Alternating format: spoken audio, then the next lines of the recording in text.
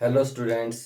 आज मैं फिर आपके सामने अपने यूट्यूब चैनल पर एक नई वीडियो लेकर उपस्थित हूँ।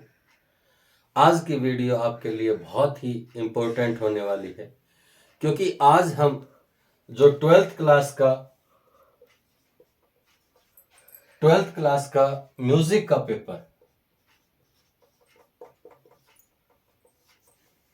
पेपर है वो इसमें सोल्व करेंगे। और ये जो पेपर है वो आप ये मान सकते हैं कि 95% आपका यही फाइनल पेपर होने वाला है। ये जो पेपर है, सबसे पहले मैं आपको बताऊंगा कि ये जो म्यूजिक का पेपर जो आपका फाइनल पेपर होगा वो किस तरह से आएगा। तो इसमें सबसे पहले हम देखेंगे कि जो 1 से लेकर 8 क्वेश्चन तक वो जो है एक एक नंबर के होंगे, यानी कि टोटल हमारा 8 नंबर का होगा।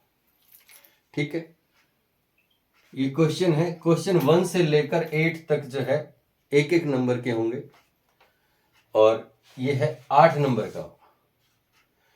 उसके बाद जो है क्वेश्चन नंबर 9 से लेकर और 13 तक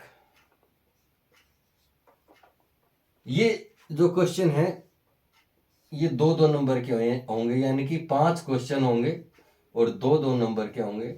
टोटल हमारा 10 नंबर का ये पार्ट होगा हमारा पार्ट 1, ये पार्ट 2 और पार्ट 3। क्वेश्चन नंबर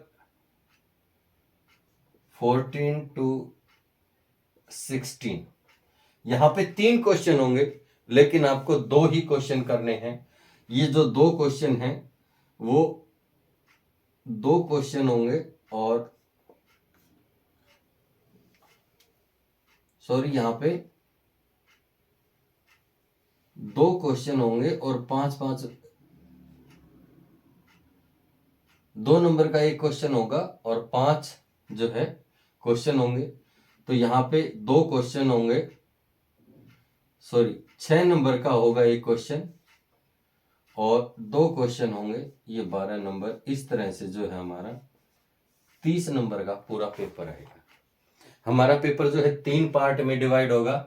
पहले पार्ट में ऑब्जेक्टिव टाइप क्वेश्चन आएंगे जो एक एक नंबर का होंगे, वो 8 क्वेश्चन होंगे, टोटल 8 मार्क्स।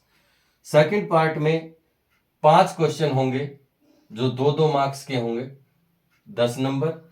और तीसरे पार्ट में 3 क्वेश्चन होंगे, लेकिन उसमें से हमें 2 ही करने हैं जो 6-6 नंबर के होंगे, 12। टोटल जो है 30 मार्क्स का हमारा क्वेश्चन पेपर होगा। अब मैं आपको एक क्वेश्चन पेपर सोल्व करवा रहा हूं। ये क्वेश्चन पेपर जो है मैं आपको कह सकता हूं कि 98% आपका यही फाइनल पेपर होगा। एक आध क्वेश्चन ऑब्जेक्टिव टाइप इधर उधर हो सकता है, बाकी आपका यही पेपर होगा। तो सबसे पहले हम पार्ट 1 स्टार्ट करते हैं, ऑब्जेक्टिव टाइप। और इसके साथ साथ मैं आपको कुछ और भी ऑब्जेक्टिव टाइप जो उनसे रिलेटेड है वो क्वेश्चन भी बताऊंगा। तो सबसे पहले हमारा फर्स्ट क्वेश्चन होगा,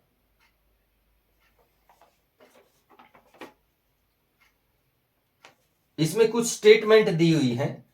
पहली क्या है, राग मालकोंस का गायन समय प्रातः काल होता है।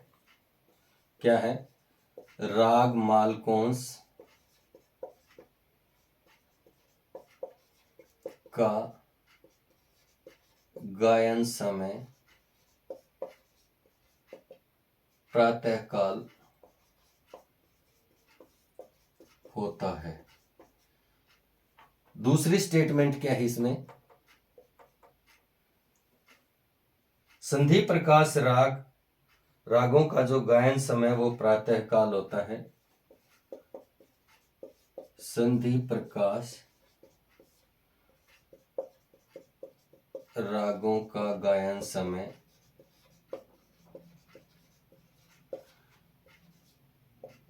प्रातः काल होता है। थर्ड इसमें स्टेटमेंट है, संगीत रत्नाकर ग्रंथ के रचनाकार पंडित शारंग देव जी हैं। थर्ड क्या है, संगीत रत्नाकर ग्रंथ के रचनाकार पंडित शारंग देव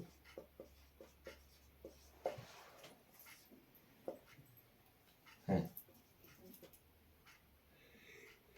और इसमें फोर्थ स्टेटमेंट क्या होगी,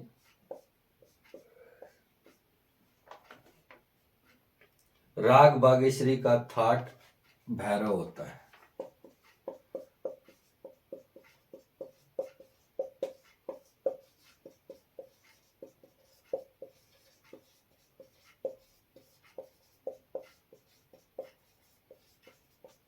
ये 4 स्टेटमेंट एक क्वेश्चन में दी गई हैं। इनमें से हमें बताना है कि कौन से स्टेटमेंट सही है।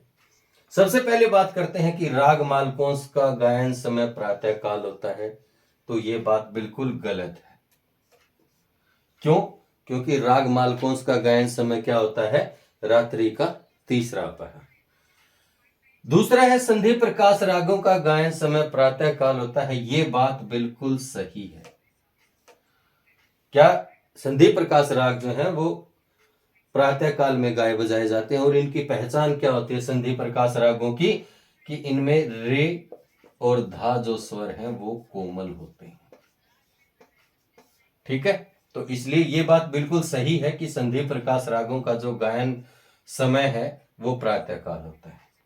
दूसरा, तीसरा जो है वो क्या है, पंडित संगीत रत्नाकर ग्रंथ के रचनाकार पंडित शारंग देव जी हैं।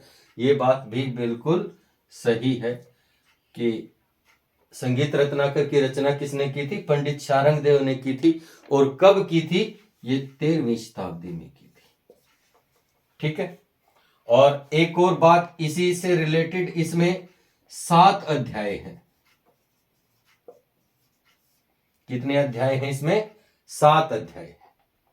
और इसको सप्त अध्याय भी, सप्त अध्याय ग्रंथ भी कहा जाता है। फोर्थ ऑप्शन क्या है, राग बागेश्वरी का थाट भैरव होता है। ये बात बिल्कुल गलत है, क्योंकि राग जो बागेश्वरी है उसका थाट क्या है, काफी थाट। राग बागेश्वरी का थाट क्या है, काफी। तो इसमें सेकंड और थर्ड ऑप्शन जो है वो बिल्कुल सही है, बाकी जो है दोनों ऑप्शन गलत। ठीक है, अब नेक्स्ट क्वेश्चन पर आते हैं।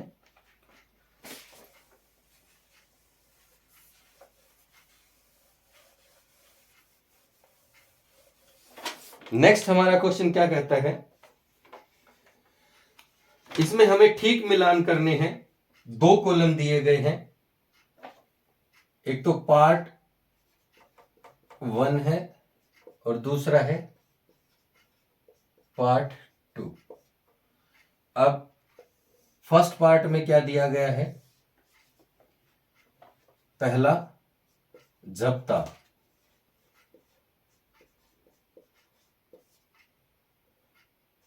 नंबर 2 गमक, नंबर 3 अलंकार, और नंबर 4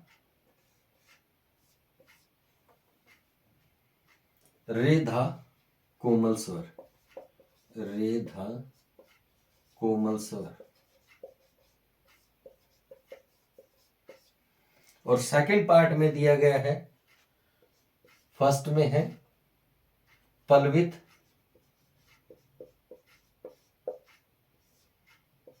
सेकंड में पलटा,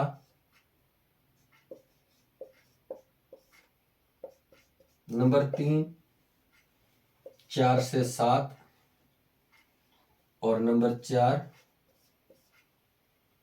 10 मात्रा।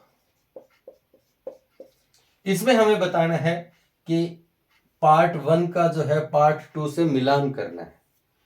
तो सबसे पहले हम देखेंगे कि झपताल। तो यहां पे देखेंगे कि 10 मात्रा दी गई है, तो झपताल में होती है 10 मात्रा। ठीक है। उसके बाद गमक। गमक क्या होती है? पल्वित जो है वो गमक का ही एक प्रकार है। ठीक है। पल्वित होता है, कंपित होता है, अंफित होता है, ये जो है वो गमक के प्रकार है। दूसरा है नंबर 3 पे है अलंकार। अलंकार का दूसरा नाम होता है पलटा। ये क्वेश्चन काफी इंपॉर्टेंट है कि अलंकार का दूसरा नाम क्या होता है। तो अलंकार का दूसरा नाम होता है पलटा। उसके बाद 4th पे आता है रे और धा कोमल स्वरों वाले राग। अभी मैंने आपको बताया था इन रागों को क्या कहते हैं? संधि प्रकाश राग कहते हैं। ये प्रातः काल में गाए बजाए जाते हैं। तो इनका गायन वादन समय क्या होता है? 4 बजे से लेकर 7 बजे तक। ठीक है। ये सेकंड क्वेश्चन था आपका। नेक्स्ट थर्ड क्वेश्चन पर चलते हैं।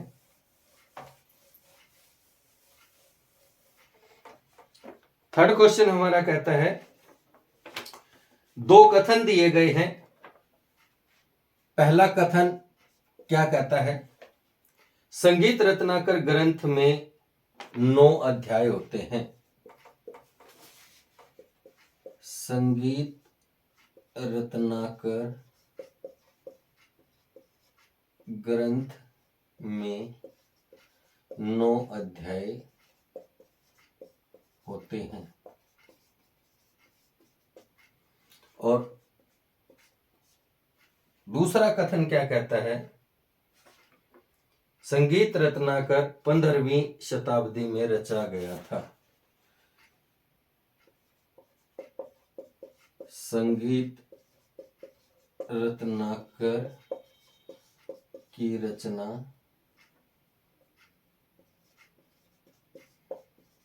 15वीं शताब्दी में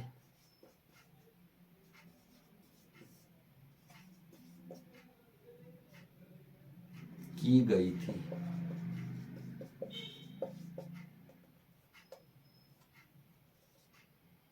अब हमें ये दोनों बताने हैं कि इनमें से कौन सा सही है, कौन सा गलत है। तो जैसा कि मैं अब जिससे जस्ट पहले मैंने आपको बताया था संगीत रत्नाकर ग्रंथ के बारे में, कि संगीत रत्नाकर जो ग्रंथ है उसमें कितने अध्याय होते हैं? 7 अध्याय। तो ये जो पहला है वो हो गया हमारा गलत। दूसरा, इसी के साथ मैंने बताया था इसकी जो रचना है वो कब की गई थी? 13वीं शताब्दी में। इस ग्रंथ की रचना कब की गई थी? 13वीं शताब्दी में की गई थी। तो जो है ये दोनों ही गलत हैं। अब इसके बाद जो है नेक्स्ट हम क्वेश्चन करते हैं, क्वेश्चन नंबर 4।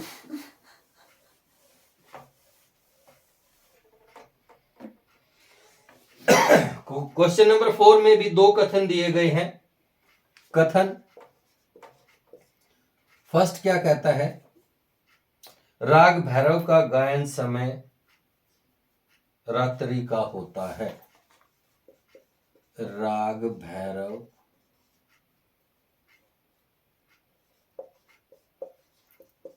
का गायन समय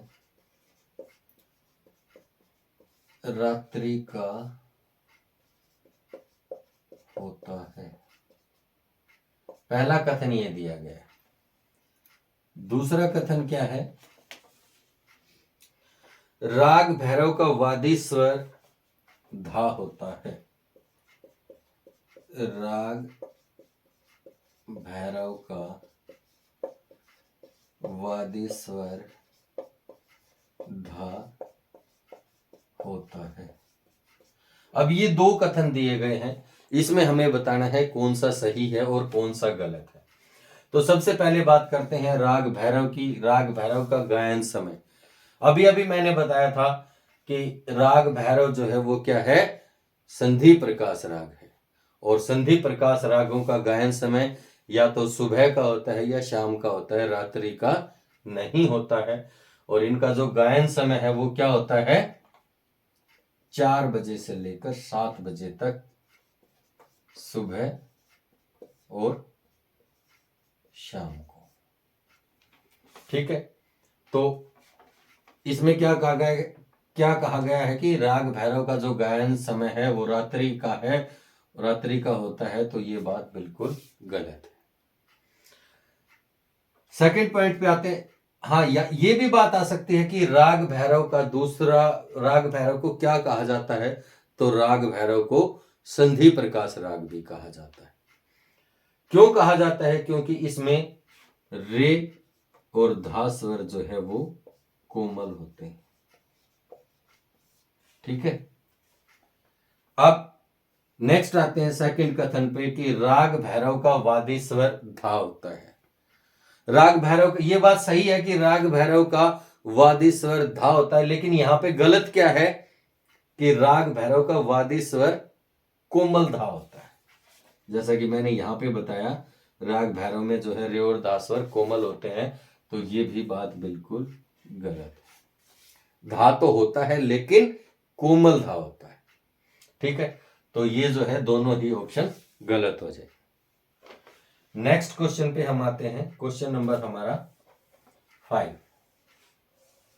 यहां तक 4 क्वेश्चन हो चुके हैं। अब क्वेश्चन नंबर 5 पे हम आते हैं। क्वेश्चन नंबर हमारा है 5। तो इसमें क्या कहता है कि रूपक ताल में पहला, इसमें भी 2 कथन दिए गए हैं। फर्स्ट क्या है,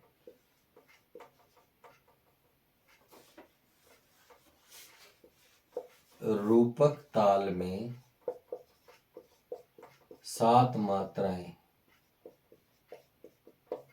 होती हैं, और दूसरा क्या है कथन, रूपक ताल में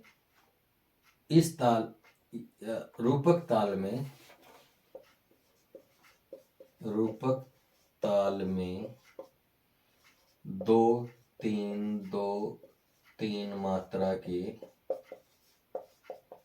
4 विभाग होते हैं।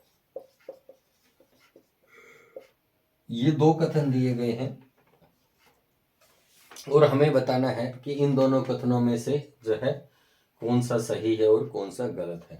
तो सबसे पहले बात करते हैं रूपक ताल में। जैसा कि आप जानते हैं रूपक ताल में 7 ही मात्राएं होती हैं, तो ये बिल्कुल सही है। अब इसके बाद है कि रूपक ताल में 2-3-2-3 मात्रा के 4 विभाग होते हैं, तो ये बात बिल्कुल गलत है। रूपक ताल में कितनी कितनी मात्रा के विभाग होते हैं?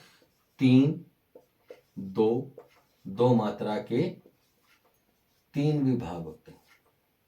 ठीक है, ये जो है 2-3-2-3 मात्रा के विभाग किस ताल में होते हैं? ये होते हैं हमारे झप ताल में,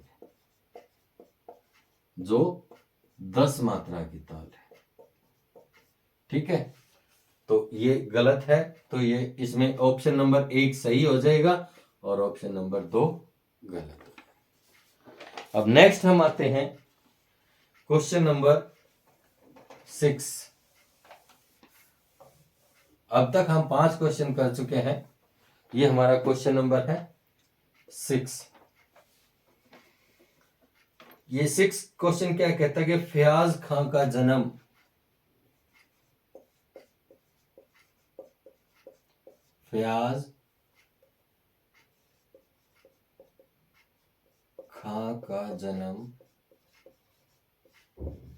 कब हुआ? इसमें फर्स्ट ऑप्शन दिया गया है 1902 में, सेकंड ऑप्शन है 1950 में, थर्ड ऑप्शन है 1886 में, और फोर्थ ऑप्शन क्या है 1850 में। तो इसमें से आपको सही ऑप्शन बताना है। तो फयाज खां का जो जन्म है वो कब हुआ था? 1886 में। ये हमारा राइट आंसर हो जाएगा। 1902 में किसका जन्म हुआ था? बड़े गुलाम अली खां का।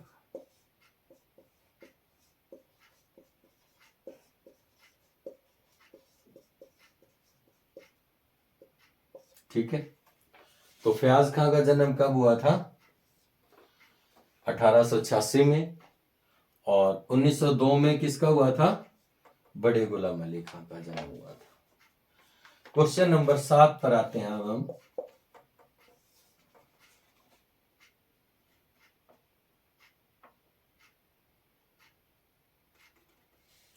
नेक्स्ट दिया गया है राग बागेश्वरी की जाति कौन सी है? तो इसके फर्स्ट ऑप्शन में हमारे पास क्या है? संपूर्ण संपूर्ण,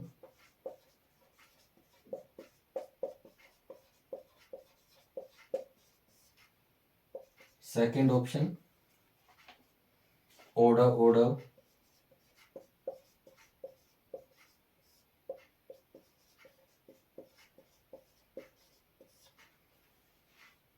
थर्ड ऑप्शन संपूर्ण ओडव,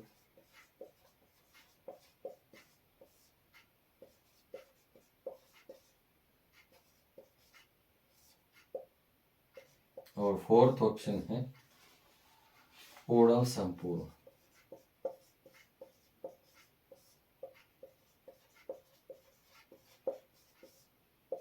ये इसके 4 ऑप्शन दिए गए हैं। तो हमें राग बागेश्वरी की जाति बतानी है कौन सी है। तो राग बागेश्वरी की जाति क्या होती है? ओडव संपूर्ण। क्यों होती है? क्योंकि इसके आरों में 5 स्वर लगते हैं और अवरों में जो है वो 7 स्वरों का प्रयोग होता है। ठीक है, इसके आरों में 5 स्वर लगते हैं, तो 2 स्वर वर्जित कौन कौन से हैं? इसके आरों में रे और जो है वो 5 स्वर वर्जित है, इसलिए इसकी जाति क्या है? ओडव संपूर्ण। अब उसके बाद आते हैं ओडव ओडव जाति हमारे सिलेबस में किस राग की है? तो ओडव ओडव जाति राग जाति का कौन सा राग है हमारा? मालकोंस।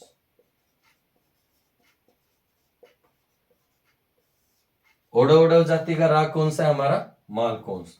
उसके बाद संपूर्ण संपूर्ण जाति का राग कौन सा है? संपूर्ण संपूर्ण जाति का राग है राग भैरव। ठीक है, उसके बाद आते हैं हम नेक्स्ट हमारा जो क्वेश्चन है, 7 क्वेश्चन हो चुके हैं, लास्ट क्वेश्चन है फर्स्ट पार्ट का, ये लास्ट क्वेश्चन है, क्वेश्चन नंबर 8। संगीत पारिजात ग्रंथ की रचना कब हुई? संगीत पारिजात ग्रंथ की रचना कब हुई? ये हमारा क्वेश्चन है। इसका फर्स्ट ऑप्शन क्या है? 1950, सेकंड 1650, थर्ड 1902 और फोर्थ हमारा क्या है? 1550। तो संगीत पारिजात ग्रंथ की रचना जो है कब की गई थी? 1650 में। ठीक है, और इस ग्रंथ के रचनाकार कौन है? पंडित अहोबल। पंडित अहोबल जी जो है संगीत पारिजात ग्रंथ के रचनाकार हैं और इन्होंने इस ग्रंथ की रचना कब की थी? 1650 ईस्वी में की थी। और इसमें सबसे इंपॉर्टेंट बात है कि पंडित अहोबल जी ने कितने स्वर माने हैं? पंडित अहोबल जी ने कितने स्वर माने हैं? तो कितने माने हैं इन्होंने? टोटल 29 स्वर माने। जिनमें से 7 शुद्ध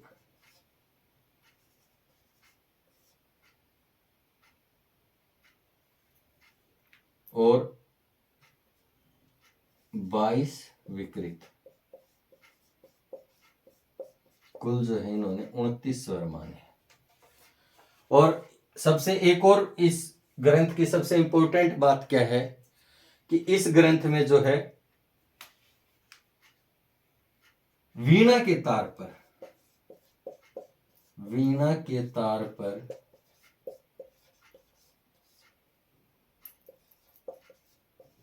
शुद्ध तथा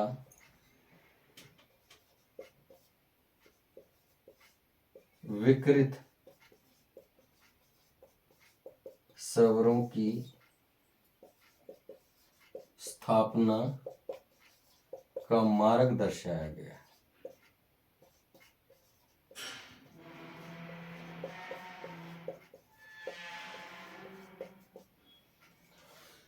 ये इस ग्रंथ के जो है सबसे इंपॉर्टेंट चीजें हैं। क्या, पहली बात तो क्या है, पंडित अहोबल जी ने जो है वो 29 स्वर माने हैं, इसमें से 7 शुद्ध हैं और 22 विकृत हैं।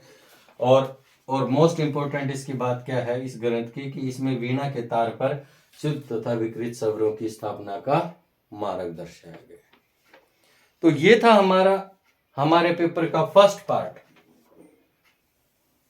जिसमें हमने 8 क्वेश्चन किए हैं और ये मोस्ट इंपॉर्टेंट क्वेश्चन थे। अब हम जो है शुरू करते हैं हमारा इसी पेपर का पार्ट 2।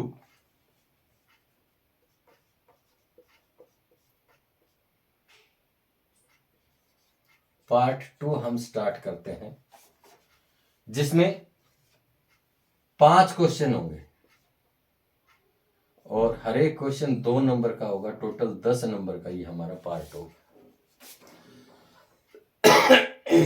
तो इसमें फर्स्ट क्वेश्चन क्या है हमारा, तानपुरा मिलाने की विधि।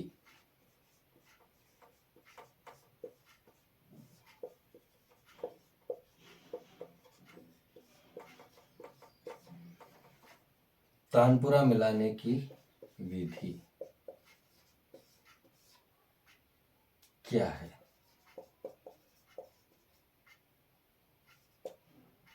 ये हमारा क्वेश्चन है सेकंड पार्ट का फर्स्ट क्वेश्चन, और ये मोस्ट इंपॉर्टेंट क्वेश्चन है। ये आपकी इसको स्पेशल वीडियो भी आपको मिल जाएगी, फिर भी मैं आपको इस वीडियो में इसके बारे में बता रहा हूं कि सबसे पहले हम बताएंगे कि तानपुरे में 4 तार होते हैं।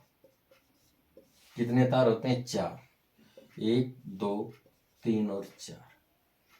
दूसरा, इसका जो पहला और जो चौथा तार है उसको कहा जाता है खरज का तार।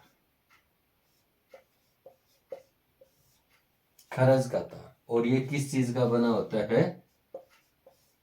पीतल का बना होता है। ये जो दोनों तार हैं उनको खरज की तार कहा जाता है और ये पीतल के बने होते हैं। एक और क्वेश्चन आता है, खरज की तार क्यों कहा जाता है? क्योंकि ये जो दोनों तार हैं वो मंद्र सप्तक में मिलाई जाती हैं। ये जो दोनों तार हैं वो कहाँ मिलाई जाती हैं? मंद्र सप्तक में, इसलिए इनको खरज की तार कहा जाता है। नेक्स्ट है जो दूसरा और तीसरा तार है, इनको कहा जाता है जोड़े की तार।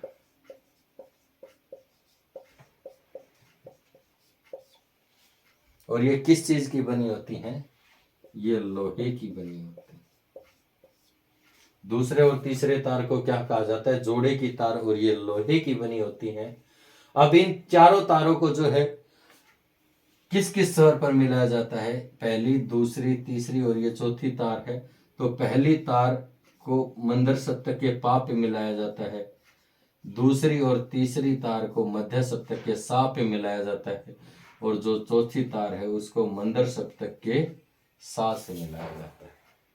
अब कुछ राग ऐसे होते हैं जिनमें फा स्वर का जो है प्रयोग नहीं होता, तो उनमें पहली तार को कहाँ पे मिलाया जाता है? तो उसमें पहली तार को मां स्वर पे मिलाया जाता है, मंद्र सप्तक के मां स्वर पर, बाकी जो तीनों तार हैं वो समान स्वरों पर मिलाई जाती हैं, यानी कि माँ मध्य सप्तक के सा और मंदर सप्तक के सा पर मिलाई जाती है। ठीक है, अब नेक्स्ट क्वेश्चन इसी पार्ट का जो है वो नेक्स्ट क्वेश्चन।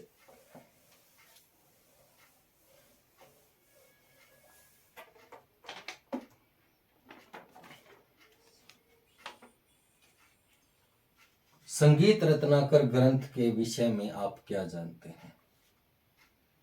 सेकंड क्वेश्चन है, ये पार्ट मैंने हटा दिया,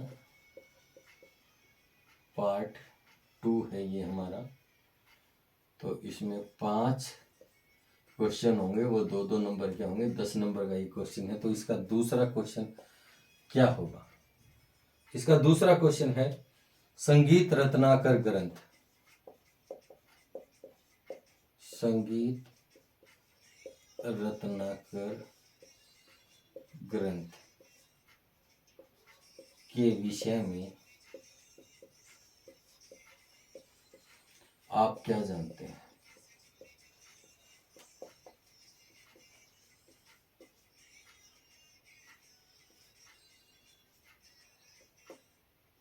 ये हमारा सेकंड क्वेश्चन। तो अब ऐसा नहीं करना है कि 2 नंबर में क्वेश्चन आया है और हम उसको पूरा डिफाइन करेंगे, हमें पूरा डिफाइन नहीं करना है। सिर्फ हमें सबसे पहले बताना है संगीत रत्नाकर जो ग्रंथ है उसकी रचना किसने की थी? पंडित शारंग देव ने।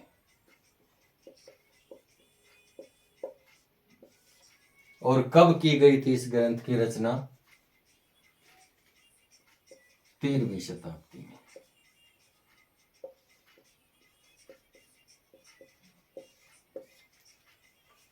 नेक्स्ट, जो पंडित शारंग देव जी थे वो एक कश्मीरी ब्राह्मण थे। उनके जो पिता श्री सोढल जी वो राजा विलभ के दरबार में एक उच्च कर्मचारी थे। ऐसे महान और विद्वान व्यक्ति के घर में जो है संगीत पंडित शारंग देव जी का जन्म व पालन पोषण हुआ। उन्होंने अनेक स्थानों का भ्रमण किया, अनेक ग्रंथों का अध्ययन किया और अपने ग्रंथ संगीत रत्नाकर की रचना की। संगीत रत्नाकर ग्रंथ को मुख्य रूप से 7 अध्यायों में विभाजित किया गया। 7 अध्याय में विभाजित किया गया। ठीक है, अब हमें सिर्फ इन 7 भागों में बांटा गया है, विभाजित किया गया है, सिर्फ उनके नाम लिखने हैं। पहला स्वर अध्याय,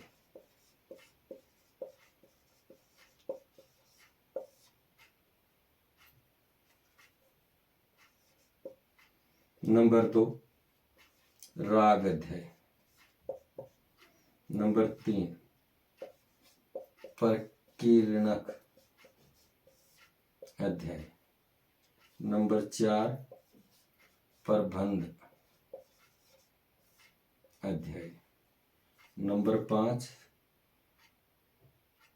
ताल अध्याय, नंबर 6 वाद्य अध्याय और नंबर 7 नृत्य अध्याय। इन 7 अध्यायों में विभाजित किया गया है। 2 नंबर के क्वेश्चन में हमें सिर्फ इतना ही बताना है। पंडित शारंग देव का जो संगीत रत्नाकर है वो पंडित शारंग देव द्वारा लिखी गई, 13वीं शताब्दी में लिखी गई। वो एक कश्मीरी ब्राह्मण थे, उनके पिता का नाम श्री सोढल था, वो एक कश्मीरी ब्राह्मण थे। ऐसे घर में पंडित शारंग देव जी का जन्म हुआ। उन्होंने अनेक स्थानों का भ्रमण किया और जो है अपने अनेक ग्रंथों का अध्ययन किया और अपने ग्रंथ जो है संगीत रत्नाकर की रचना की। इसको उन्होंने 7 अध्यायों में विभाजित किया। उनके 7 अध्यायों के नाम लिखने हैं, स्वर अध्याय, राग अध्याय, परकीर्णक अध्याय, प्रबंध अध्याय, ताल अध्याय, वाद्य अध्याय और नृत्य अध्याय। 2 नंबर के क्वेश्चन में इतना लिखना काफी है। अब नेक्स्ट क्वेश्चन की तरफ चलते हैं। पार्ट 2 का ही 3rd क्वेश्चन जो है,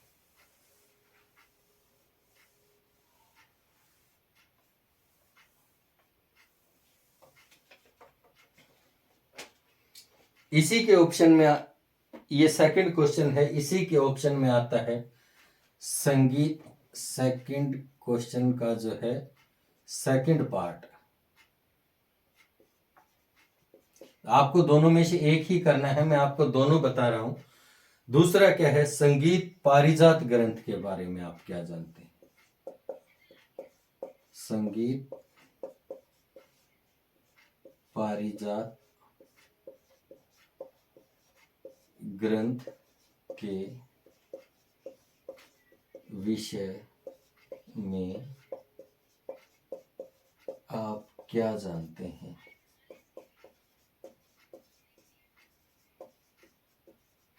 ये हमारा फर्स्ट जो 2nd क्वेश्चन था उसका 2nd पार्ट है।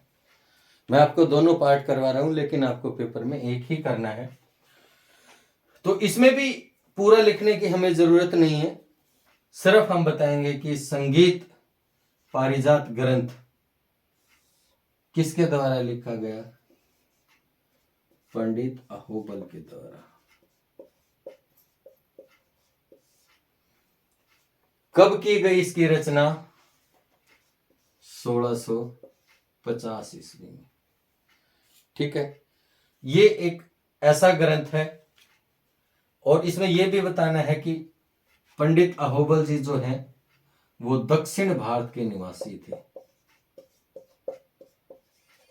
दक्षिण भारत के निवासी थे।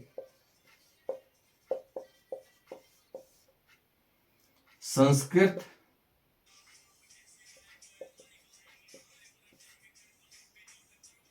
और संगीत के महान विद्वान थे,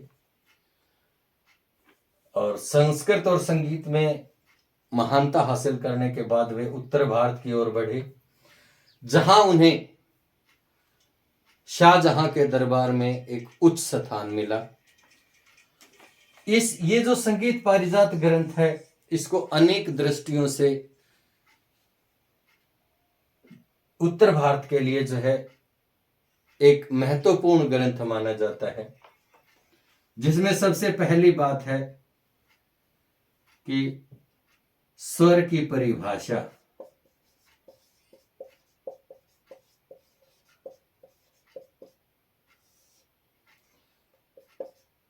पंडित सारंगदेव ने स्वर की क्या परिभाषा दी है, मैं आपको वैसे बता रहा हूं, लेकिन आपको इतना ही लिखना है स्वर की परिभाषा। इसमें हम लिख सकते हैं कि पंडित सारंगदेव जी ने जो है स्वर की परिभाषा देते हुए क्या कहा है कि वह ध्वनि जो स्वयं ही सुनने वाले के मन को आकर्षित करती है, वो ध्वनि स्वर कहलाती है। उन्होंने 7 शुद्ध और 22 विकृत स्वर, कुल 29 स्वर माने।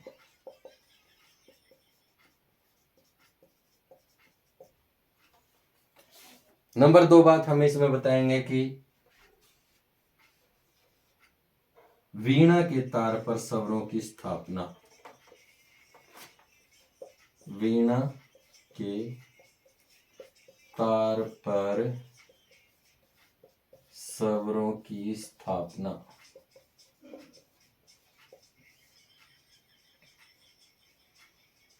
नंबर 3,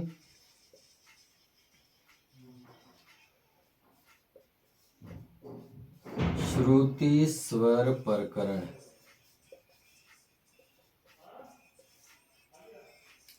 ये 3 जो है इस ग्रंथ की मेन सबसे इंपॉर्टेंट बातें हैं। मैं एक बार फिर से रिवाइज कर देता हूं कि संगीत पारिजात ग्रंथ की रचना पंडित अहोबल ने की थी, 1650 ईस्वी में की थी। वो दक्षिण भारत के निवासी थे, संस्कृत और संगीत के महान विद्वान थे, और संस्कृत और संगीत में प्रवीणता हासिल करने के बाद वे उत्तर भारत की ओर बढ़े, जहां उन्हें शाहजहां, हम लिख सकते हैं शाहजहां के दरबार में जो है स्थान मिला।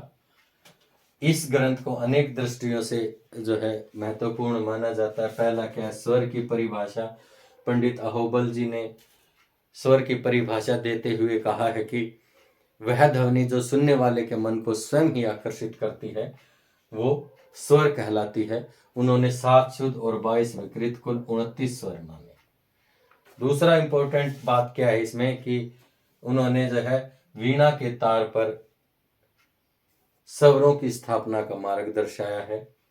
तीसरा, श्रुति स्वर प्रकरण, यानी कि उन्होंने जो है 22 श्रुतियों में जो है 7 स्वर माने हैं। उसके लिए एक नियम को उन्होंने भी वो उसी को फॉलो किया है। कौन सा है, 4-3-2, 4-4-3-2, इस नियम को फॉलो किया। उसके बाद हम सेकंड पार्ट के नेक्स्ट क्वेश्चन पर आते हैं।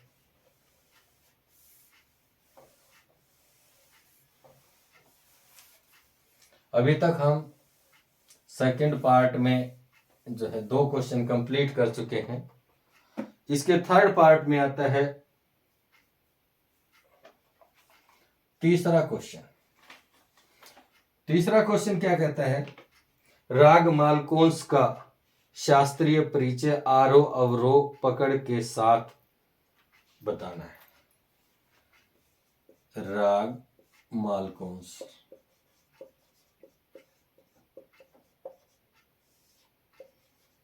का परिचय आरोह अवरोह और पकड़ के साथ दीजिए।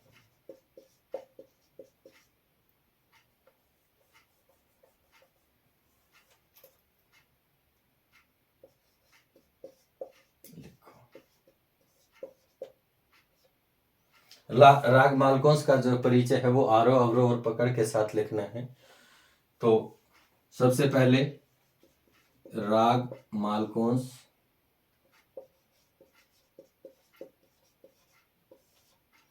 थाट क्या हो जाएगा, मालकोंस का भैरवी जाति ओड़ा ओड़ो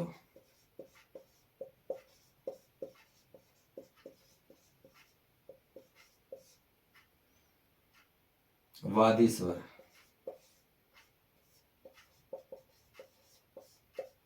सा संवादी स्वर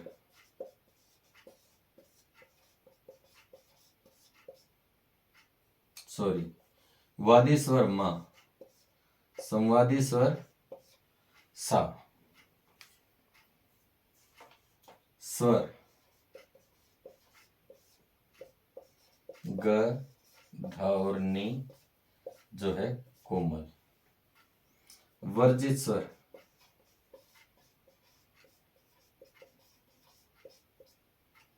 रे और प।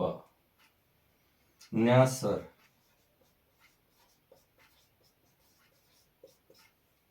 न्यास स्वर हो जाएंगे। इसमें सभी स्वरों पर न्यास किया जाता है, सभी स्वरों पर। उसके बाद समप्राकृतिक राग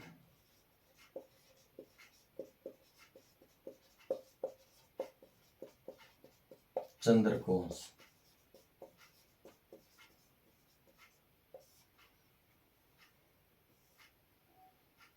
अब आरोह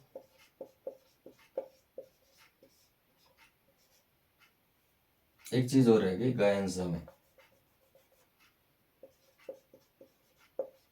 गायन समय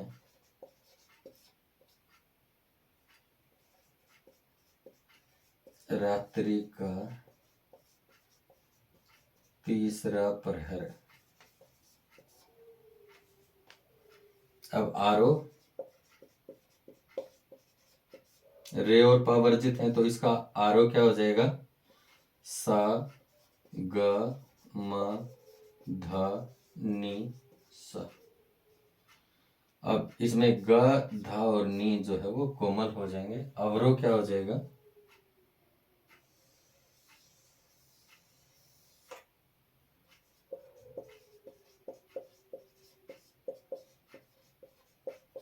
सा नी ध म ग म ग सा। तो इसमें नी ध ग ग जो है वो कोमल हो जाएंगे। अब नेक्स्ट आते हैं पकड़। पकड़ क्या है? ध नी सा म ग म ग सा। इसमें ग, ये जो धा है वो मंदर सप्तक का रहेगा और ग जो है कोमल हो जाएगा। तो ये आपका जो परिचय है वो है। एक बार दोबारा रिपीट करता हूँ। राग माल कौन से? थाट उसका भैरवी है। जाति ओढ़ ओढ़, वादी स्वर माँ, संवादी स्वर सा। स्वर इसमें कौन कौन से लगते हैं? ग धा और नी जो है वो कोमल लगते हैं। और वर्जित स्वर इसमें रे और पास जो स्वर वर्जित है। न्यास स्वर इस राग में जो है सभी स्वरों पर न्यास किया जाता है, यानी कि गाते बजाते समय थोड़ा सा ठहराव लिया जाता है। संप्राकृतिक राग क्या है? चंद्रकौंस। गायन समय क्या है? रात्रि का तीसरा प्रहर। इसका आरोह क्या हो जाएगा? रे और पा वर्जित है तो सा ग म ध नि सा। अवरोह क्या हो जाएगा? सा नी ध म ग म ग सा। उसके बाद पकड़। इस पकड़ का मतलब क्या होता है कि जो एक स्वरों का छोटा सा समूह होता है जिससे राग की पहचान होती है। तो क्या हो जाएगा इसका? ध नि सा म ग सा। ये जो है तीसरा क्वेश्चन था। इस तीसरे क्वेश्चन के ऑप्शन में है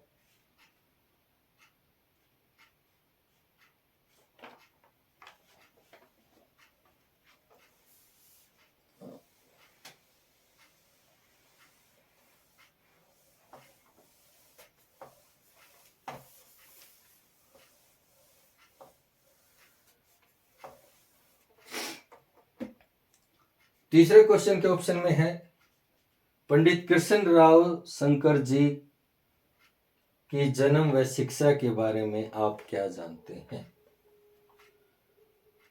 तो थर्ड का सेकंड पार्ट क्या हो जाएगा?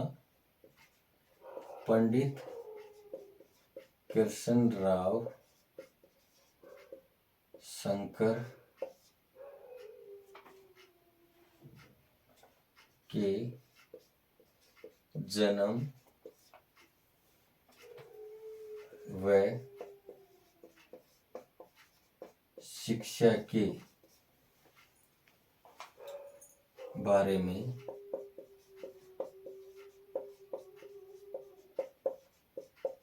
आप क्या जानते हैं?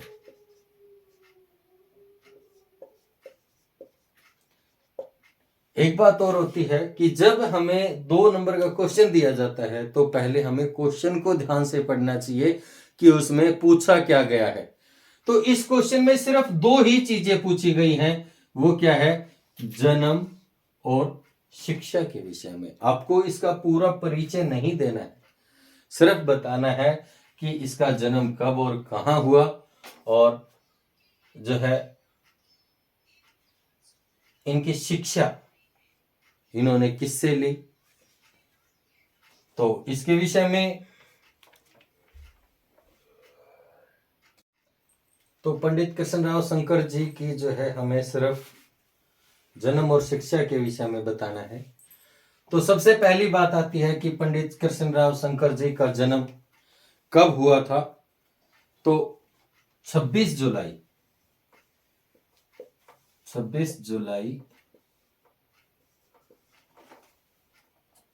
1894 में हुआ था। कहां पर हुआ था?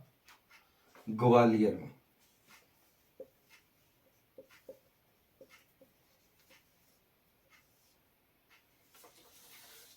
तो पंडित कृष्णराव शंकर जी का जन्म जो है 26 जुलाई 1894 में हुआ। कहाँ पर हुआ? ग्वालियर में। और जो है इनके पिता का नाम क्या था? शंकर राव। इन्होंने जो है संगीत की शिक्षा अपने पिता से ही ग्रहण की और जो है इनकी जो रुचि है वो बचपन से ही संगीत में थी। इन्होंने जो है संगीत की शिक्षा अपने पिता शंकर राव जी से मुक्त कंठ से ली। मुक्त कंठ का मतलब होता है कि जैसा इनके पिताजी गाते थे ठीक ये वैसा ही उनके पीछे पीछे गाते थे और अपने पिताजी का जो है अनुकरण करते करते इन्हें भी जो है संगीत का अच्छा खासा ज्ञान हो गया था। और ये जो है बाल्यकाल से ही अपने पिता के साथ जो है संगीत कार्यक्रमों में जो है उनकी प्रस्तुति के लिए जाने लगे। तो वहाँ भी ये जो है अपने पिता का गायन सुनते थे और वो उस गायन को सुनते सुनते ये कुछ समय के बाद ये भी जो है वो अपने कार्यक्रमों की जो है प्रस्तुति देने लगे। तो हमें सिर्फ इसके बारे में इतना ही बताना है कि उनका जन्म 26 जुलाई 1894 में जो है हुआ था और कहाँ पे हुआ था? ग्वालियर में हुआ था। इनके पिता जो है शंकर राव थे जिनसे इन्होंने संगीत की शिक्षा प्राप्त की थी। उन्हीं का अनुकरण करते करते इन्हें गायन का अभ्यास हुआ। तो इसी के साथ जो है हम अपने नेक्स्ट क्वेश्चन की ओर बढ़ते हैं। हमारा नेक्स्ट 4th क्वेश्चन, पार्ट 2 का जो है 4th क्वेश्चन। 4th क्वेश्चन में क्या बताया गया है कि रागों के समय सिद्धांत में अर्ध दशक स्वर का क्या महत्व है?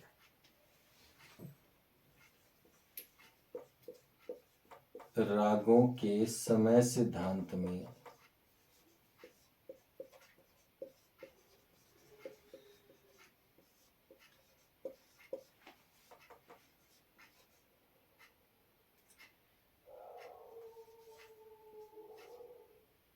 अर्ध अवदशक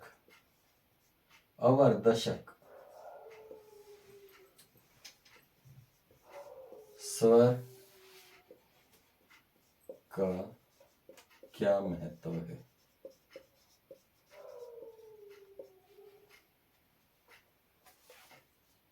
ये क्वेश्चन है। अब यहां पे बच्चे अक्सर कंफ्यूज हो जाते हैं कि ये अर्ध दशक स्वर क्या होता है। तो इसका मतलब होता है, जैसे आप सभी को पता है सप्तक क्या होता है? सा रे ग म प ध और नी। ये जो है हमारा सप्तक है।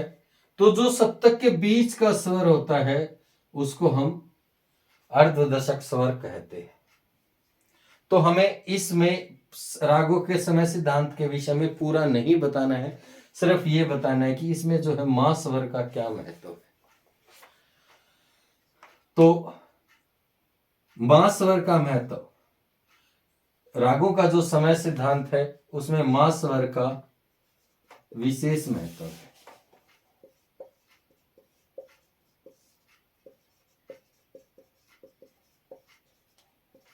मां स्वर के प्रयोग से जो है हमें पता चलता है कि रागों का एक सही गायन समय क्या है। ठीक है, तो जिन रागों में हम बताएंगे, जिन रागों में शुद्ध मां दो होते हैं, एक शुद्ध एक तीव्र, जिन रागों में शुद्ध मां का प्रयोग होता है वे राग दिन के समय गाए बजाए जाते हैं, दिन में गाए बजाए जाते हैं। इसमें एग्जाम्पल हम बता सकते हैं, राग बिलावल।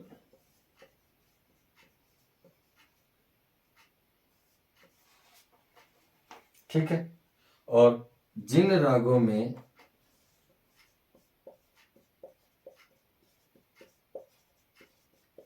तीव्र मां का प्रयोग होता है, ये होता है तीव्र मां, वे राग जो है रात में गाए बजाए जाते हैं। इसमें हम बता सकते हैं राग कल्याण या यमन भी हो सकता है, कल्याण भी हो सकता है। तो इसमें सिर्फ इतना ही बताना है कि रागों का गायन वादन के समय निर्धारण में जो है वो मां स्वर का विशेष महत्व है। और जिन रागों में शुद्ध मां का प्रयोग होता है वे दिन में गाए बजाए जाते हैं, जैसे राग बिलावल। और जिन रागों में तीव्र मां का प्रयोग होता है वे रात में गाए बजाए जाते हैं, जैसे राग कल्याण। तो इसी में जो है हमारा लास्ट क्वेश्चन है,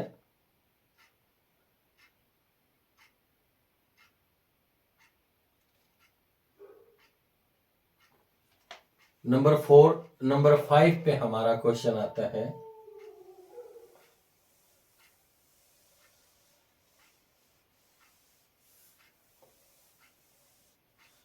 इसी 4th क्वेश्चन के ऑप्शन में दिया गया है फयाज खां के बारे में आप क्या जानते हैं। नेक्स्ट 4th क्वेश्चन का पार्ट 2।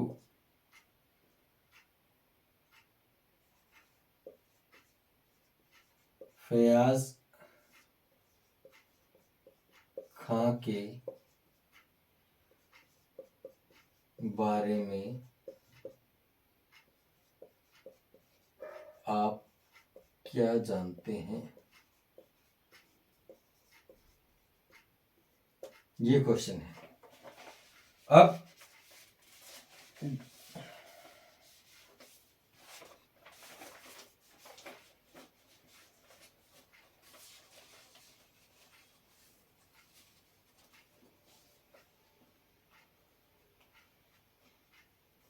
इसमें हमें पूरी डिटेल देने की जरूरत नहीं है।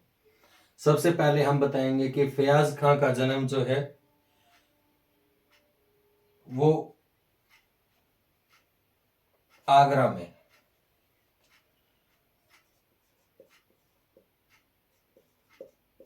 में सिकंदरा के निकट, सिकंदरा जो है एक गांव का नाम है, सिकंदरा गांव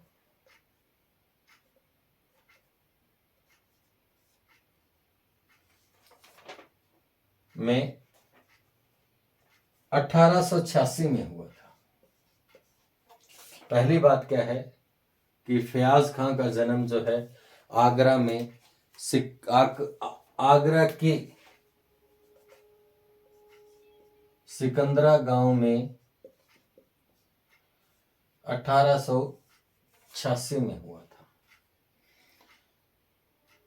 और कहां पे हुआ था, इनके नाना के घर पे हुआ था,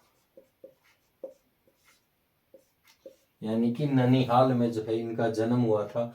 इनके जन्म से कुछ माह पहले ही जो है इनके पिताजी की मृत्यु हो गई थी। तो इनका जो है पालन पोषण अपने नाना के घर में हुआ और वहीं पर इन्होंने जो है लगभग 22 वर्ष तक संगीत की शिक्षा ग्रहण की। फलस्वरूप जो है फयाज खां एक बहुत बड़े कलाकार बन गए। ये किस चीज का गायन करते थे, ख्याल और ध्रुपद, ख्याल और ध्रुपद।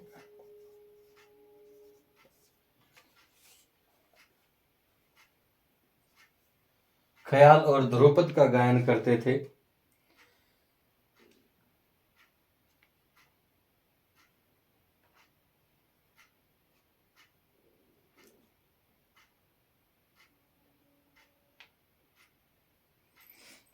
1906 में, इसके बाद बताना है 1906 में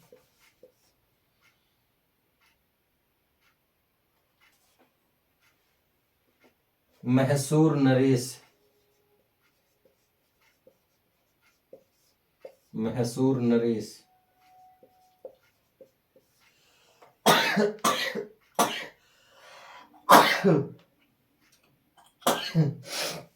सॉरी, महसूर नरेश ने जो है स्वर्ण पदक दिया।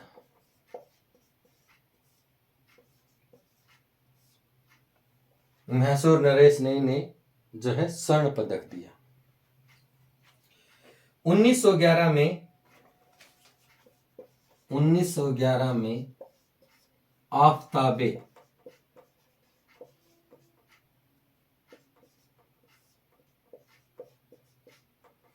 आफताबे मौसीकी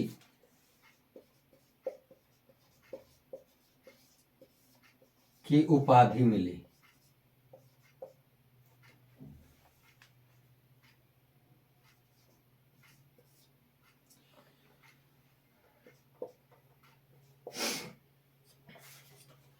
उसके बाद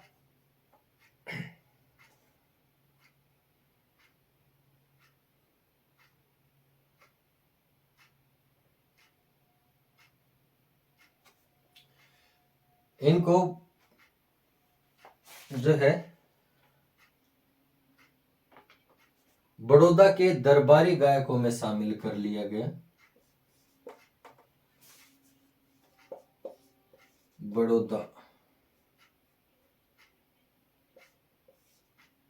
बड़ौदा के दरबारी गायकों में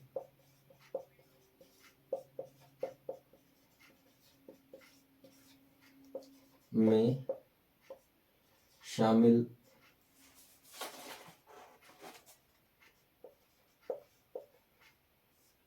किया गया।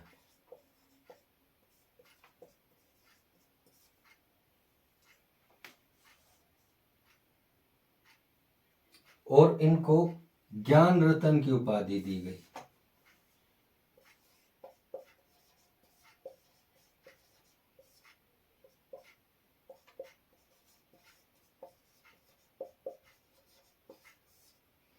ज्ञान रत्न की उपाधि दी गई।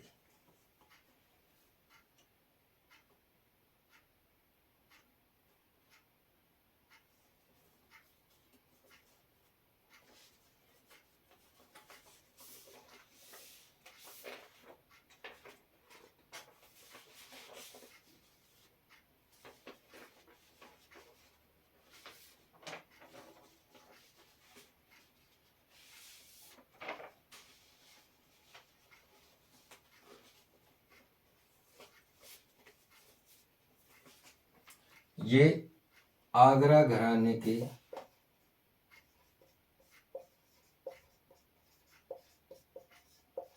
श्रेष्ठ कलाकार थे।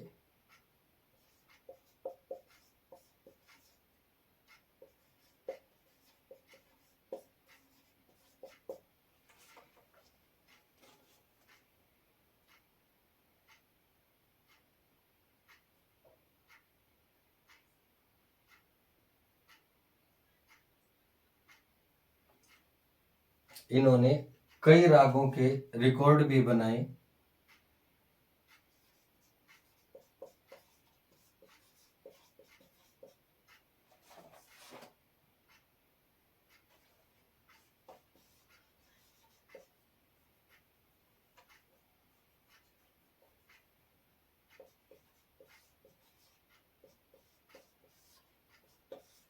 रागों के रिकॉर्ड राग जय जयवंती,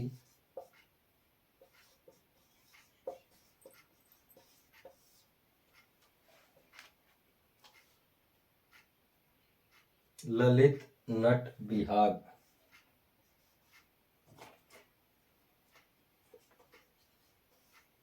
ललित नट बिहाग,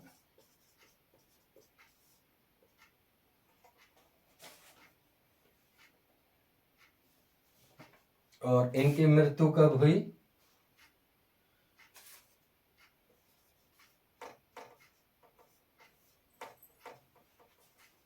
5 नवंबर 1950।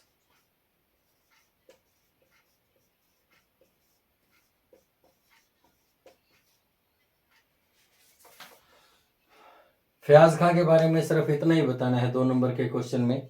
मैं आपको फिर से एक बार रिवाइज कर देता हूं कि फयाज खां का जन्म आगरा के सिकंदरा गांव में 1886 में अपने ननिहाल में हुआ।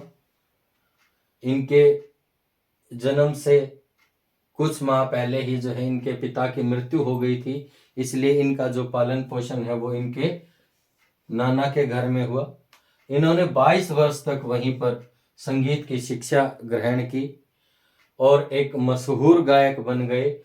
ये ख्याल और ध्रुपद का जो है गायन करते थे। क्या है? ख्याल और ध्रुपद का गायन करते थे। 1906 में इन्हें मैसूर नरेश ने स्वर्ण पदक दिया। 1911 में आफ्ताबे मौसीकी की उपाधि दी गई और बड़ौदा के दरबारी गायकों में जो है वो शामिल कर लिया गया।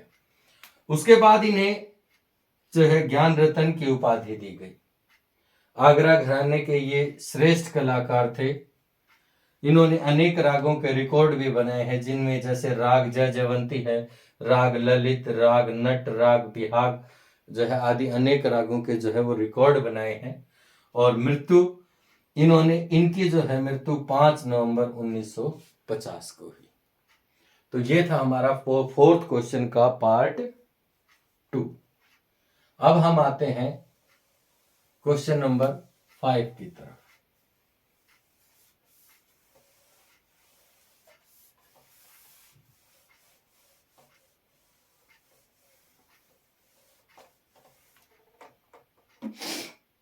क्वेश्चन नंबर 5 का क्या है? क्वेश्चन नंबर 5 है हमारा, किन्हीं दो की परिभाषा दीजिए। निम्न में से किन्हीं दो की परिभाषा दो। क्या क्या दिए गए हैं? ग्राम, तान और कण। ग्राम, तान और कण, ये जो है इनमें से किन्हीं दो की परिभाषा देनी है। मैं आपको तीनों की बताता हूं। सबसे पहले हम करते हैं ग्राम। ग्राम क्या होता है? ग्राम का अर्थ होता है गांव। और गांव कैसे बनता है? दो व्यक्ति मिलकर परिवार बनाते हैं और बहुत सारे परिवारों के मिलने से गांव का निर्माण होता है। ठीक है? दो व्यक्ति मिलकर परिवार बनाते हैं, दो व्यक्तियों से बनता है परिवार, और बहुत सारे परिवारों के मिलने से जो है गांव का निर्माण होता है। वैसे ही श्रुति से स्वर और 7 स्वरों से ग्राम का निर्माण होता है। ठीक है? 7 स्वरों से दो व्यक्ति मिलकर परिवार बनाते हैं और बहुत सारे परिवारों के मिलने से गांव का निर्माण होता है। वैसे ही श्रुति से स्वर और 7 स्वरों के समूह से ग्राम का निर्माण होता है। और ग्राम जो है, ग्राम स्वरों का ऐसा समूह है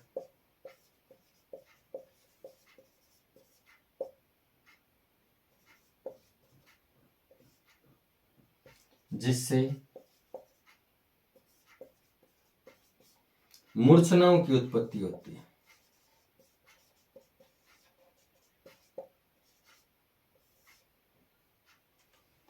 मूर्छनाओं की रचना होती है।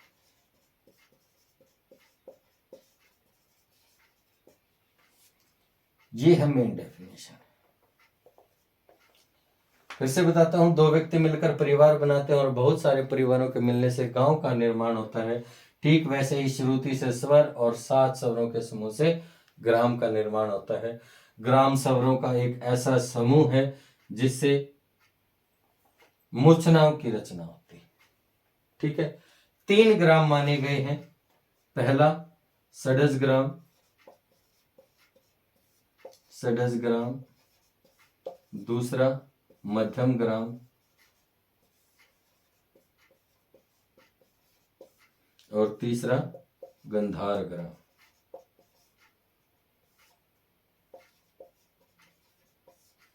ये 3 ग्राम है। सिर्फ हमें 2 नंबर के क्वेश्चन में इतना ही बताना है। ठीक है, अब इसका सेकंड पार्ट करते हैं, तान।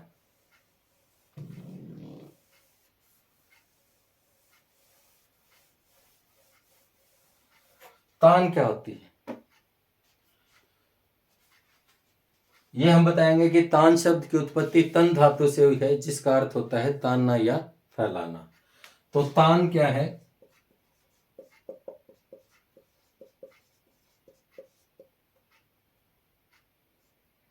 स्वरों का वह समूह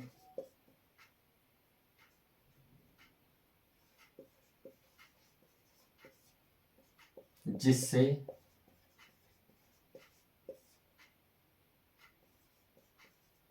राग का विस्तार होता है।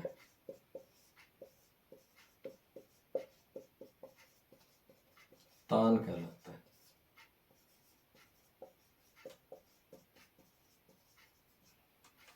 क्या है? तान स्वरों का वह समूह है जिससे राग का विस्तार होता है। अहोबल जी क्या कहते हैं? पंडित ओमकारनाथ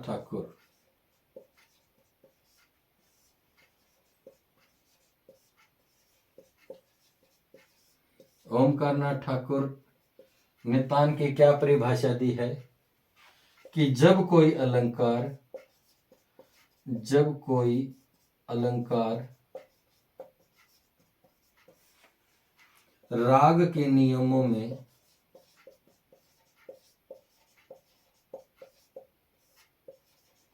बांध कर प्रयोग किया जाता है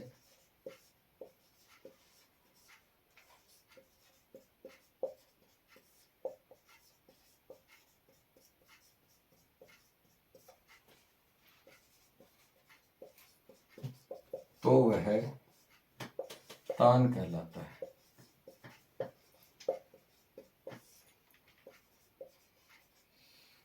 जब कोई अलंकार राग के नियमों में बांधकर प्रयोग किया जाता है तो वो तान कहलाता है। नेक्स्ट है कण।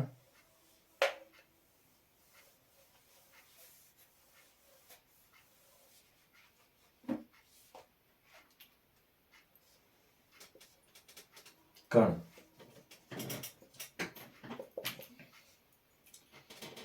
किसी स्वर का उच्चारण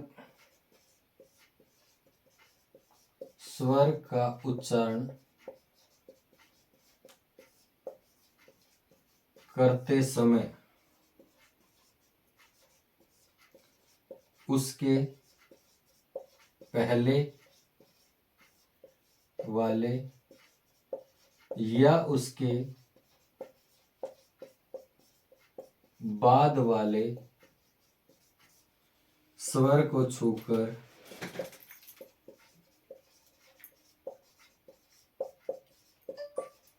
वापस उसी स्वर पर आना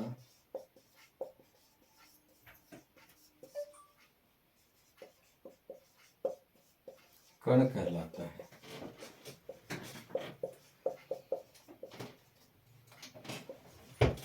कण 2 प्रकार का होता है।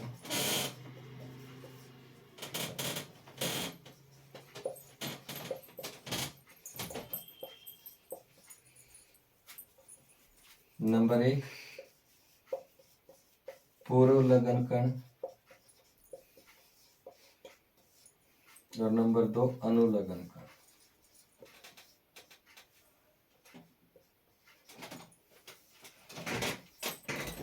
ठीक है। तो कण क्या होता है, किसी स्वर का जब हम उच्चारण करते हैं तो या तो उसके पहले वाले स्वर को छूकर वापस उसी स्वर पर आते हैं, या उसके बाद वाले स्वर को छूकर वापस उसी स्वर पर आते हैं, तो ये कण कहलाता है। कण जो है दो प्रकार का होता है, एक पूर्व लगन कण, दूसरा अनुलगन कण। ठीक है, तो ये थे हमारे 5 क्वेश्चन। इसके बाद हम करते हैं पार्ट 3।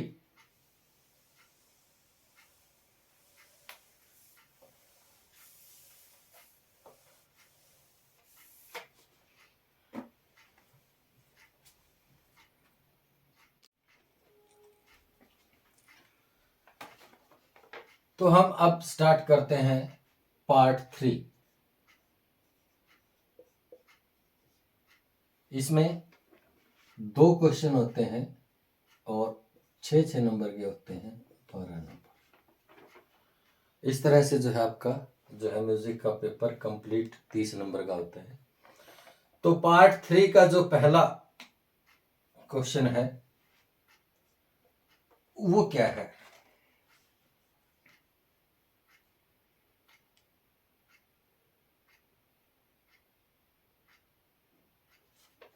झपताल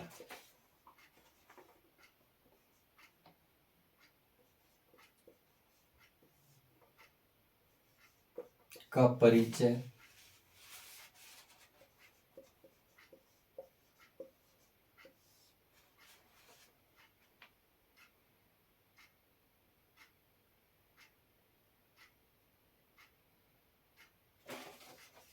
दोगुण और चौगुण लिखनी है। झपताल का परिचय, दोगुण, एक और वर्ड होता है ठहाई,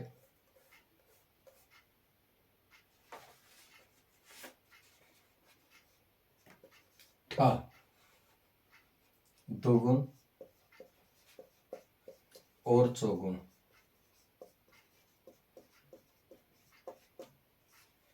ये हमें लिखना है, लिखो।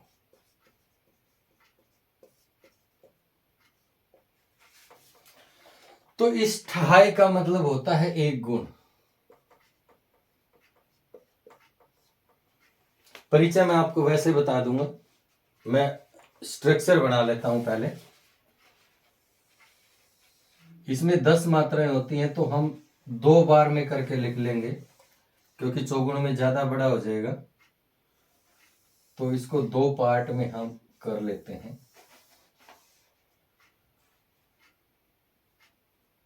पहला 2 का पार्ट होता है ऐसे ऐसे।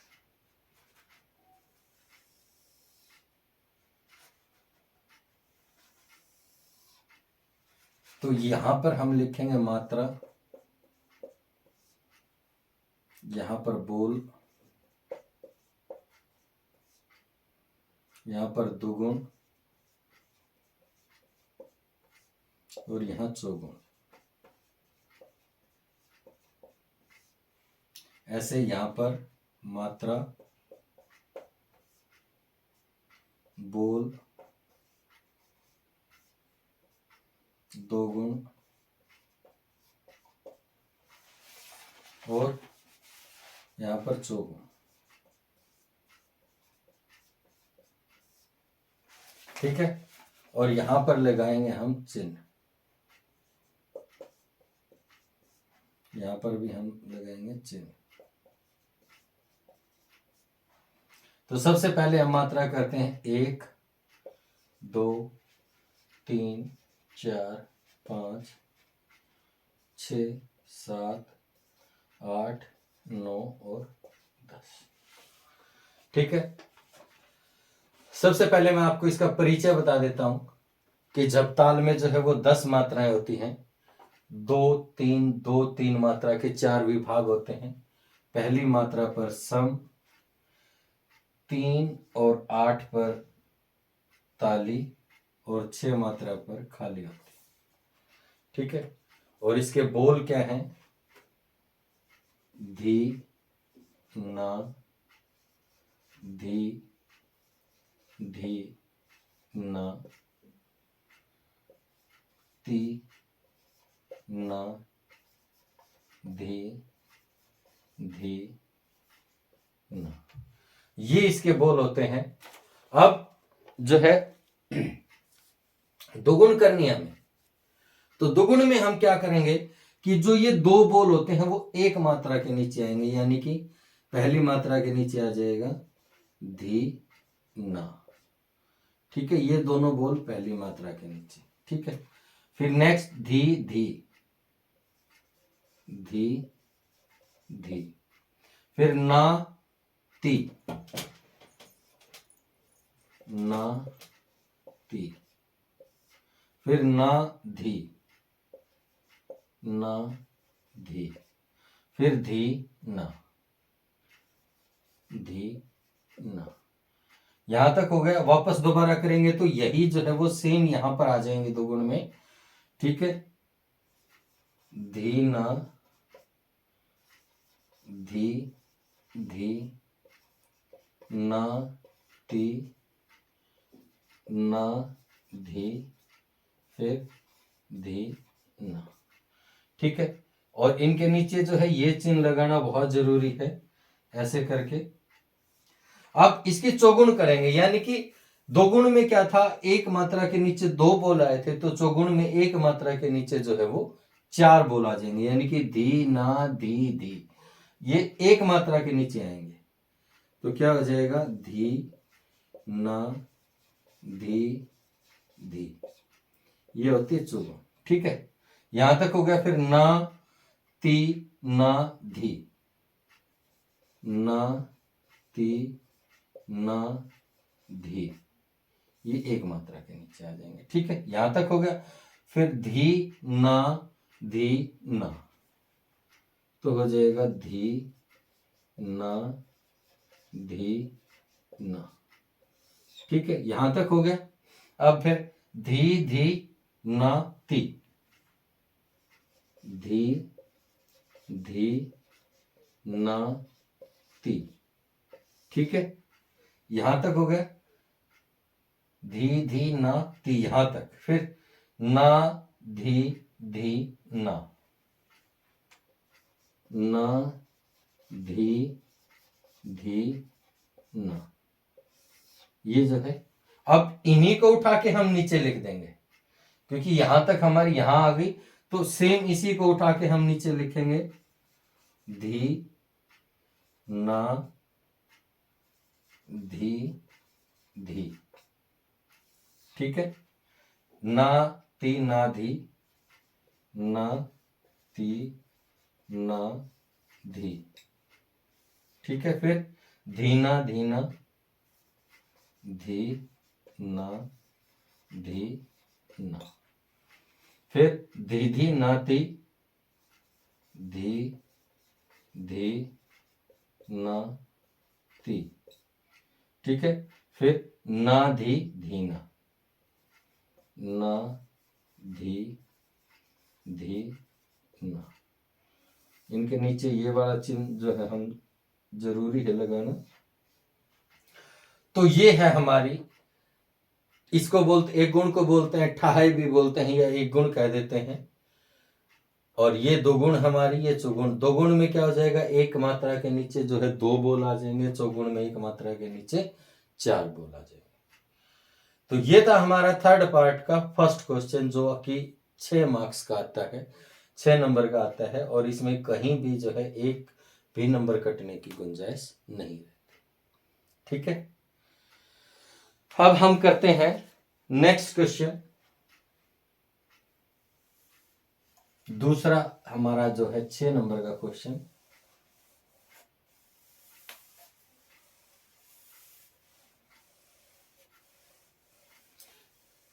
दूसरा हमारा जो 6 नंबर का क्वेश्चन आता है वो आता है स्वर लिपि का। ठीक है, कि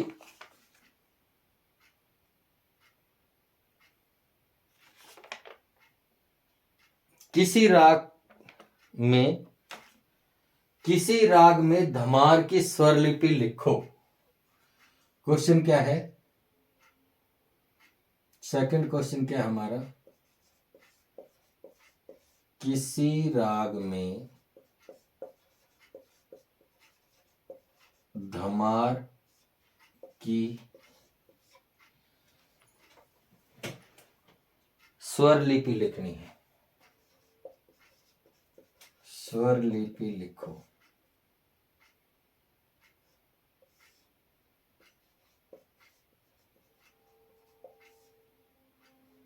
तो ये हम किसी भी राग में लिख सकते हैं। ये हमारा क्वेश्चन है जो वो भी 6 नंबर का है। तो ये हम कर रहे हैं राग मालकोंस में। तो जैसा कि आप जानते हैं धमार ताल की तरह जो हमें पार्ट बनाने हैं।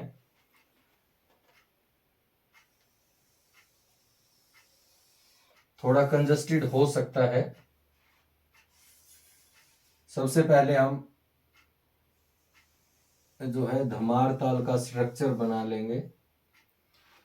1 2 3 4 5,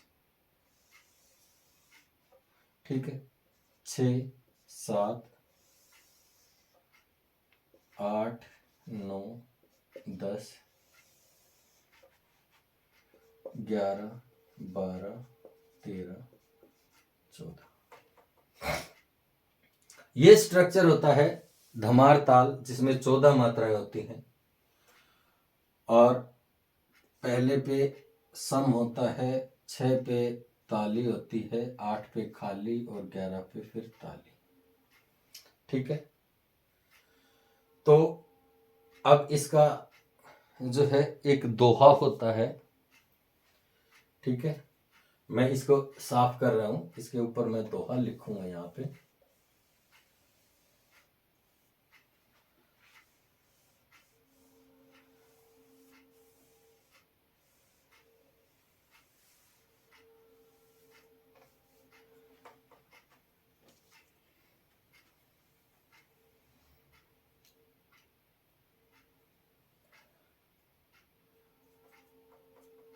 यह राग मालकोंस धमार।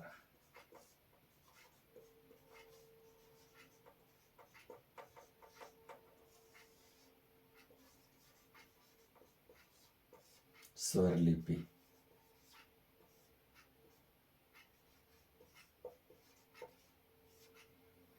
तो इसका दोहा क्या हो जाएगा? खेलत काना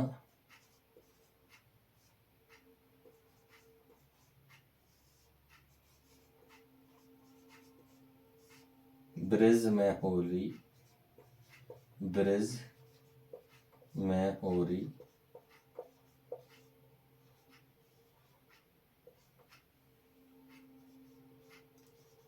राधा के संग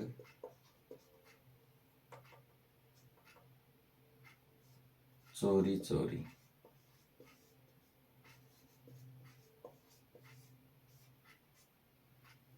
बाजत मृदंगा, बाजत मृदंगा,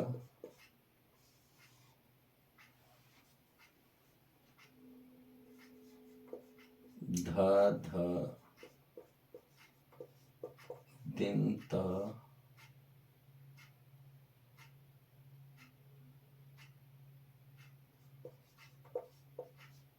किट धा,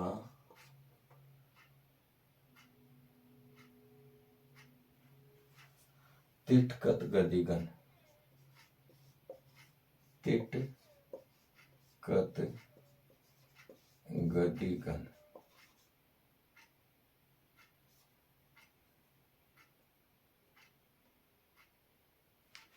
दादा। तो ये जो दोहा है ये यहां से यहां तक, इसको स्वरों में कैसे लिखना है ये स्वर लिपि होती है, ठीक है। तो सबसे पहले हम इस लाइन को लिखेंगे खेलत कान्हा ब्रज में होरी, ठीक है। इसको कैसे लिखते हैं? सबसे पहले सा के साथ 4 माह, 3 माह सॉरी, ठीक है। फिर गा के साथ दोमा,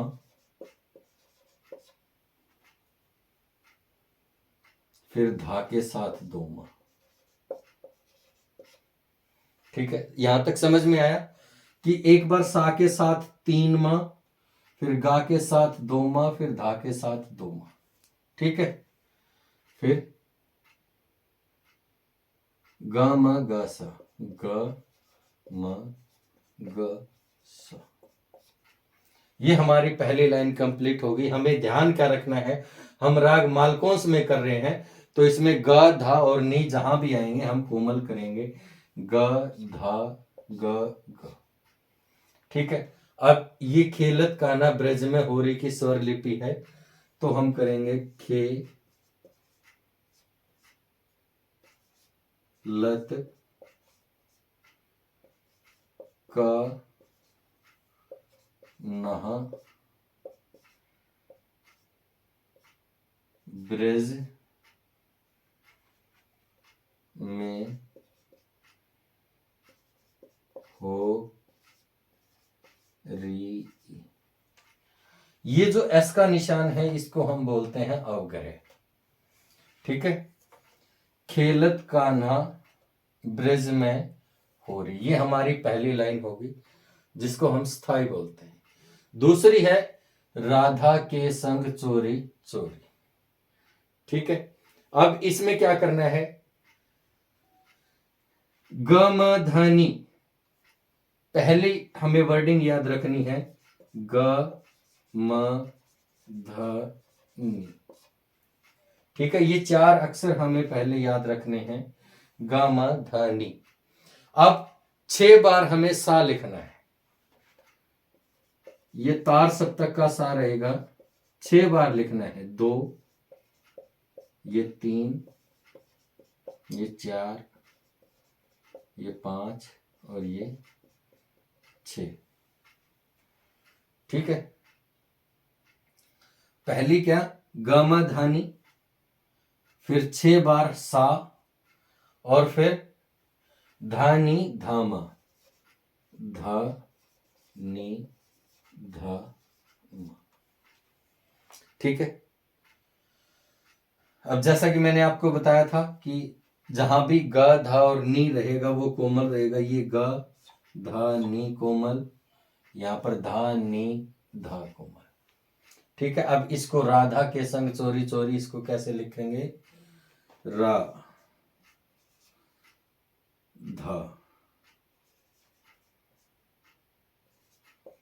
के संग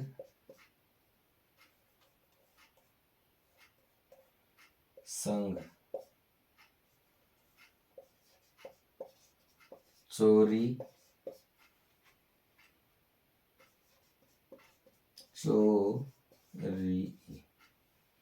ठीक है, ये जो है अवग्रह आएंगे, ये जैसे रा आ का आ की जो मात्रा होती है वो धा आ की मात्रा होती है, वो चो के बाद ओ की मात्रा है तो हम जो है ये अवग्रह का प्रयोग करते हैं, ये एस का निशान होता है। ठीक है, अब बात आती है तीसरी लाइन की, बाजत मृदंगा धाधा दिनता किट धा, दिनता किट धा तिटकत गदिगन, 1 2 3 4 5 6। ठीक है, तो ये जो है वो एक ताल है, सुल ताल, उसके बोल हैं धा धा दिनता किट धा तिटकत गदिगन धा धा। ठीक है, तो इसके लिए हमें ये जो राग मालकोंस है इसका अवरोह हम ध्यान में करते हैं। तो अवरोह क्या है, सा नी धा म ग म ग सा, ये इसका अवरोह है। इस राग का जो अवरोह है वो क्या है, सा नी धा म ग सा। ठीक है, उसके बाद हम दो दो उसमें लिखेंगे, ग म धा नी सा ही लिखना है, तो हम दो दो में लिखेंगे ग ग म म ध ध नी नी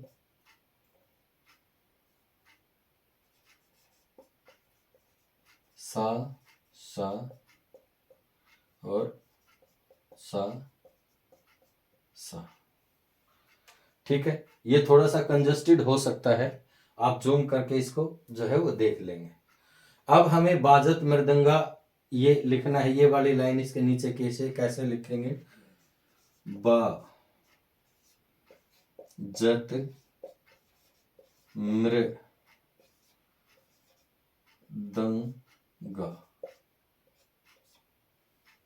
ठीक है, अब ये इसके नीचे लिखना है धा धा दिनता किट धा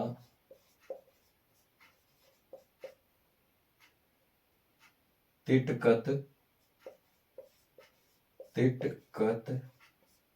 गदिगन धा धा।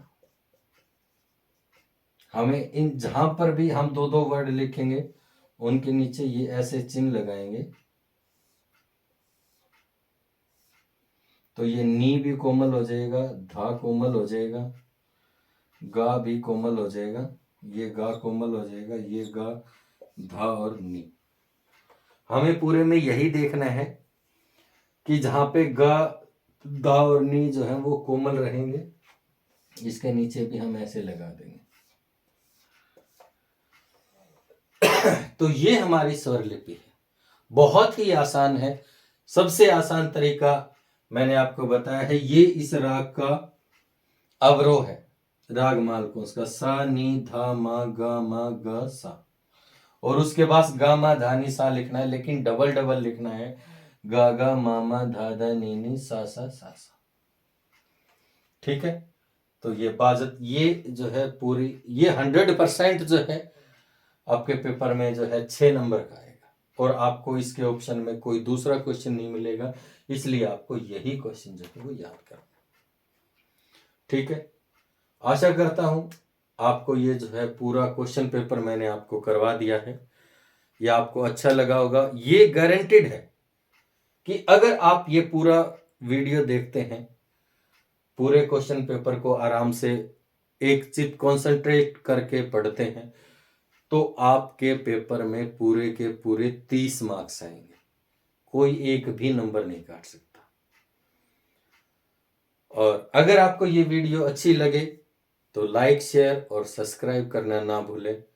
Thank you, have a nice day.